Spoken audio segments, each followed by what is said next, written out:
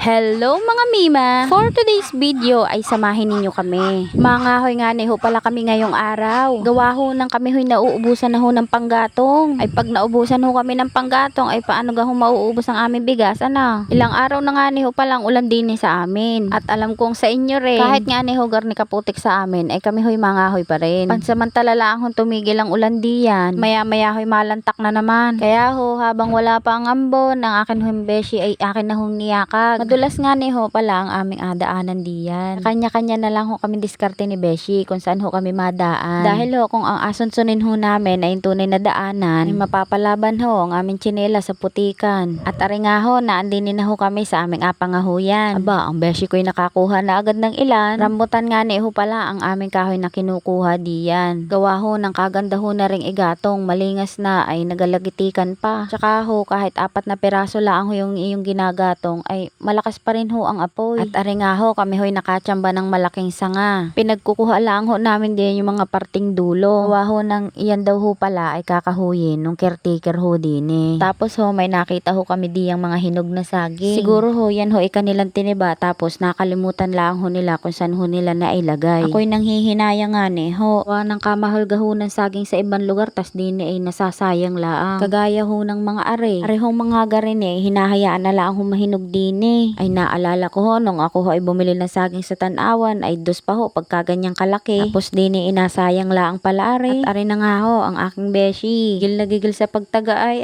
Hindi nga ni ho pala nagpadyama ang aking beshi. Di daw siya natatakot sa mga lamok. At sa dengue, gawa ng siya daw ho'y na dengue na dati. Aba, ay maigi pare, exempted na sa dengue. Aba, ay tunay nakasipag talaga ng aking beshi. Mga ngahoy lang ang usapan, aba, ay nagtatabas na. At are naman ho, ang aking mga nakuha. Medyo maliit lang ho yung aking sako diyan. Kaya ho, ang akin muna hong pinagpuputol-putol yung iba diyan. At kakoy akin na lang hong babalikan mamaya. Nakaka-addict nga ni ho pala talagang mga hoy dini. At napakarami. Nga lang ho talaga ay napakahirap hong magdala. At ayan na nga ni ho ang aking beshi. Apas ani na nga ni ho niya ang kanya mga kahoy na nakuha. Aba, ay madami-dami din iyan. Baka mabali ang liig mo diyan. Malaki nga ni ho pala ang kanyang dalang sako. Kaya parang nag-aalinlangan si beshi kung kaya niya baga ho iyan o hindi. At dahil nga ni ho, palaban ang beshi ko, ay basic lang ho iyan sa kanya. Liit na tao lang ho iyan. Pero ho yan ay palaban. Marami din hong alam na trabaho yan. Kaya ho batak na batak ang kanyang katawan. May mga nagsasabi ho na nakakaawa daw yung mga bata na nakakaranas ho ng hirap. Yun ka ho mga bata pa ho laang ay batak na ho sa mga trabaho. Yun ho mga bata daw na hindi na ho na-enjoy ang kanilang pagkabata. Hindi daw ho naranasan na makipaglaro dahil inatulungan ng mga magulang sa paghahanap buhay. Pero sa totoo lang ho, ang mga taong sanay ho sa hirap nung sila ay mga bata pa ay yung mga taong masaya at kontento sa buhay na meron sila. Marunong din ho silang magpahalaga sa mga bagay na binibigay ho sa kanila. At ang pinaka-the best po sa lahat ay yung kaya ho nilang tumayo sa sarili nilang mga paa. Mas maganda ho yung bata pa lang ho sila ay natututo na ho sila kung paano nila ataguyod ang mga sarili nila. Lalo na ho kapag dumating ho yung panahon na wala na ho sila sa tabi ng mga magulang nila. Ay kung sanay ka magpakabuhay ay hindi ka magugutom, diga. Kahirap niyong ikay tumanda na ng ganyan ay nakasandal ka pa rin pala sa iyong ina. Ultimo responsibilidad mo sa buhay, hindi mo pa kayang gampanan. Mas maganda yung marami kang alam para kahit nasa ang sulok ng mundo kadalhin ng kapalaran mo. Kahit gaano kadami at kahirap ang problemang iyong pagdaraanan, kayang-kaya mong harapin at labanan, Basta ho, lagi niyo hong tatandaan ng kahit anuman hong hirap